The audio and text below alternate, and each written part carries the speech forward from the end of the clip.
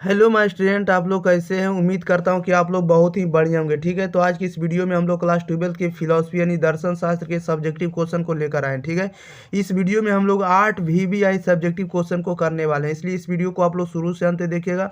आप लोग इस वीडियो को देख लेते हैं तो आप लोग एग्जाम में छाप कर आइएगा इस 8 क्वेश्चन में से कोई भी। ठीक है, जो भी आप लोगों को 5 क्वेश्चन होगा उसमें से आप लोगों को 8 क्वेश्चन में से 5 क्वेश्चन आपको एग्जाम में मिलने वाला है, इसलिए इस वीडियो को आप लोग शुरू से अंत तक देखिएगा। ठीक है, चलिए तो हम लोग स्टार्ट करते हैं। और इसका पीडीएफ आप लोगों को पता होगा कि इसका पीडीएफ फ्री में मिलता है टेलीग्राम चैनल एग्जाम फ्री पर। ठीक है, आप लोग वहां से जाकर डाउनलोड फ्री में कर सकते हैं। अगर आप लोग इस चैनल पर पहली बार आते हैं तो पहला काम रहता है आप लोगों को कि चैनल को पहले नंबर आप लोग सब्सक्राइब करिए। ठीक है, और वीडियो को दोस्तों के पास ज़्यादा से ज़्यादा शेयर करते रहिए, ताकि इस वीडियो को आप लोग ज़्यादा से ज़्यादा शेयर करिएगा, तब हम आपके लिए बढ़िया से बढ़िया कंटेंट आप लोगों के लिए प्रोवाइड करते रहेंगे। ओके, जैसा कि पता होगा कि पूरा फिलोसफी का वीडियो हम आपको लिए प्रोवाइड कर दिए। ठीक है, इकोनॉमिक्स का हो गया, हिस्ट्री का हो गया, पॉलिटिकल साइंस का हो गया, अन्य आप लोगों को सारे के सारे सोशोलॉजी सहित सारे के सारे वीडियो आप लोगों के लिए अवेलेबल होगा। ठीक है, आप लोग प्लेलिस्ट में जाकर देख सकते हैं। ओके, और आप लोग यह भी बताइए कि हमारे वीडियो आपको कैसे लगते हैं, कमेंट बॉक्स में जरूर अपना फीडबैक बताएं। ठीक है, ओके, चलिए हम लोग स्टार्ट करते हैं क्वेश्चन नंबर 1 की ओर। देखिएगा 1 नंबर में क्या कर रहा है।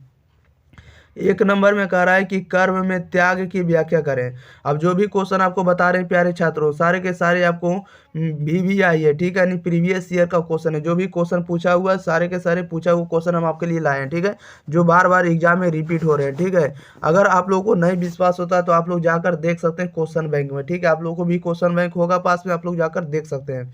तो पहला नंबर यहाँ पर कह रहा है कि कर्म में त्याग की व्याख्या करें। ये आपको 2013 में आपको पूछा हुआ। ठीक है, तो इसका आंसर आप लोगों को लिखना है। आप लोगों को लिखना है कि गीता का मुख्य उपदेश, गीता का मुख्य उपदेश कर्म योग है। कर्म का अर्थ आचरण है। ठीक है, गीता में सत्य की प्राप्ति के लिए काम करने का आदेश दिया गया। क्या करने का काम करने का आदेश दिया गया। ठीक है, यहाँ पर काम कर दिया गया। गीता में निष्काम कर्म को अपने जीवन का आदर्श बनाने का निर्देश दिया गया है। कहा गया गीता में गीता कर्मों के त्याग के बदले कर्म फल त्याग का उपदेश देती है। गीता का लक्ष्य कर्म त्याग या संन्यास नहीं है। गीता में इंद्रियों के दमन करने के आदेश नहीं दिया गया है, बल्कि उन्हें विवेक के मार्ग पर नियंत्रित करने का आदेश दिया गया है। ठीक है, इसका आंसर आप लोगों को लिखना है। और जो भी क्वेश्चन बताएंगे सारे आपको 2 नंबर से 2 नंबर आने वाले। ठीक है, अगर आपको 5 नंबरिया में पूछ देगा दीर्घतरीय प्रश्न में, लॉन्ग क्वेश्चन में, तो आपको 5 नंबर इस क्वेश्चन के लिए दिया जाएगा। ओके, चलिए इसको क्वेश्चन को हम दोबारा रिपीट करना चाहेंगे। कह रहा था कि कर्म कर्म में त्याग की व्याख्या करें। इसका आंसर लिखना, गीता का मुख्य उपदेश कर्म योग है। कर्म का अर्थ आचरण है। ठीक है, गीता में सत्य की प्राप्ति के लिए काम करने, यहाँ काम कर दिएगा, करने का आदेश दिया गया है। गीता में सत्य की प्राप्ति के लिए काम करने का आदेश दिया गया। गीता में निष्काम कर्म को अपने जीवन का आदर्श बनाने का निर्देश दिया गया। गीता कर्मों के त्याग के बदले कर्म फल त्याग का उपदेश देती है।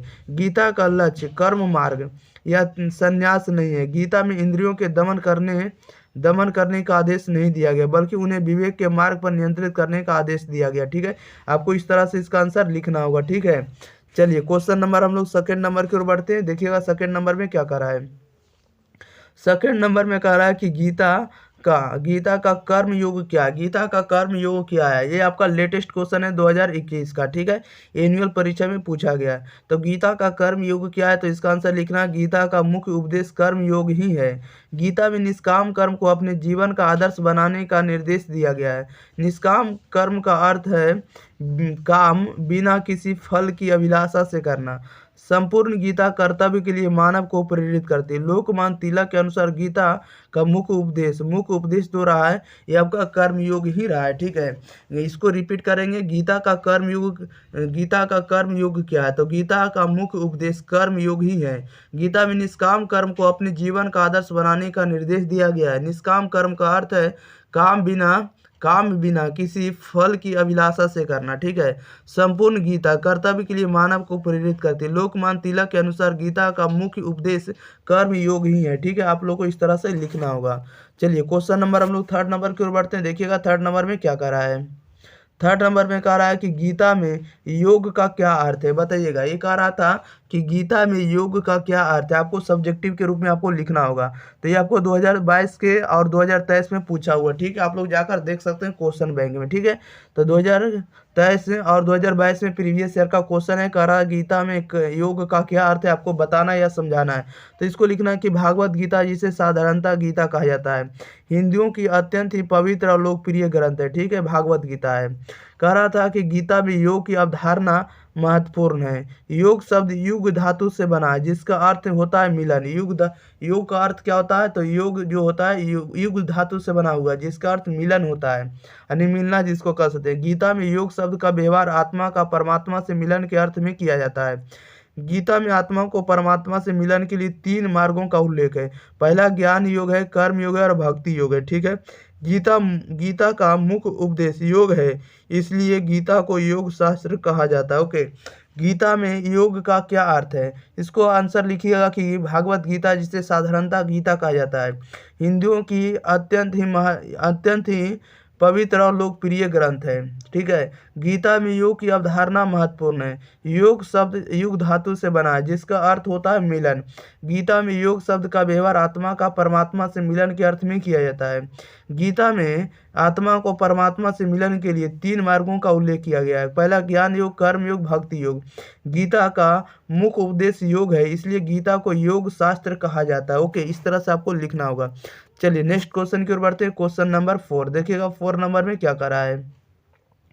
4 नंबर में कह रहा है कि लोक संग्रह से आप क्या समझते हैं। लोक संग्रह से आप क्या समझते हैं, ये भी आपको 2018 और 2020 में पूछा गया, ठीक है, वार्षिक परीक्षा में। A4 एनुअल होता है, वार्षिक परीक्षा में पूछा गया है। लोक संग्रह से आप क्या समझते हैं, तो इसका आंसर लिखिएगा कि भागवत गीता में लोक संग्रह एक सामाजिक आदर्श के रूप में स्थापित विचार है। लोक संग्रह का अर्थ होता है, लोक संग्रह का अर्थ है सामाजिक कल्याण के उद्देश्य से अपने स्वधर्म का पालन करना। गीता में ईश्वर भी लोक संग्रह के लिए कार्य करते हैं, ठीक है। इस तरह से आपको आंसर लिखना होगा, 2 नंबरीय क्वेश्चन में आएगा ये सब, ठीक है। कह रहा था कि लोक संग्रह से आप क्या समझते हैं, तब भागवत गीता में लोक संग्रह एक सामाजिक आदर्श के रूप में स्थापित विचार है। लोक संग्रह का अर्थ होता है सामाजिक कल्याण के उद्देश्य से अपने स्वधर्म का पालन करना। और गीता में भी कहा गया, गीता में ईश्वर भी लोक संग्रह के लिए ही क्या करते हैं, कार्य करते हैं, ठीक है।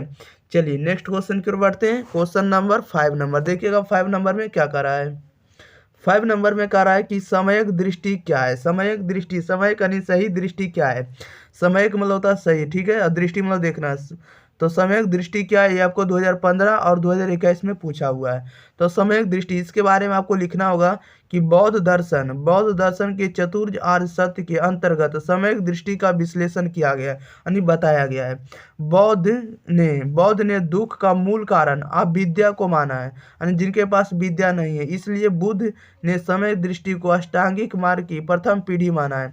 समय दृष्टि का अर्थ होता है बुद्ध के चार आर्य सत्यों का आदर्श ज्ञान, अथार्थ ज्ञान। क्या होता है, यथार्थ ज्ञान, ठीक है। समय दृष्टि का क्या अर्थ है या समय दृष्टि क्या है, तो बौद्ध दर्शन के चतुर्थ आर्य सत्य के अंतर्गत समय दृष्टि का विश्लेषण किया गया है।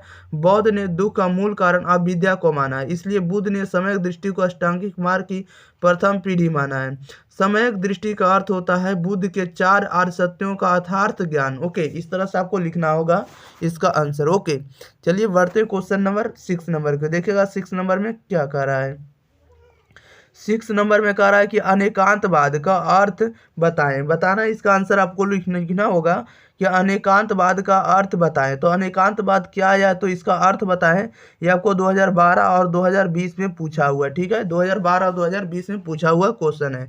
अनेकांतवाद का अर्थ बताएं, तो इसका आंसर लिखना होगा कि जैन दर्शन में अनेकांतवाद एक तत्वमीमांसी अवधारणा है। जैनों के अनुसार इस विश्व में अनेक वस्तुएं हैं तथा प्रत्येक वस्तु के अनेक या अनंत धर्म है।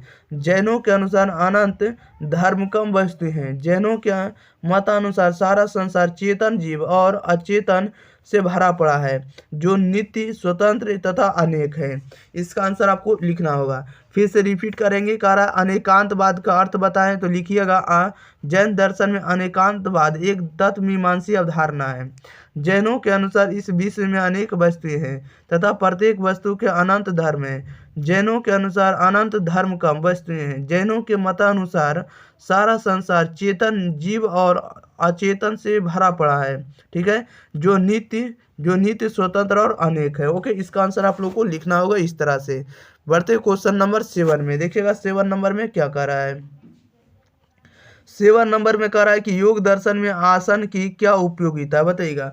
योग दर्शन में आसन हम लोग जो लगाते हैं बैठने के लिए, तो योग दर्शन में आसन की क्या उपयोगिता है, ये आपका 2014 और 2022 में पूछा हुआ क्वेश्चन है। ओके, तो योग दर्शन में आसन की क्या उपयोगिता है, तो इसका आंसर लिखिएगा कि योग का तीसरा अंग आसन होता है। योग का तीसरा अंग क्या होता है, आसन होता है।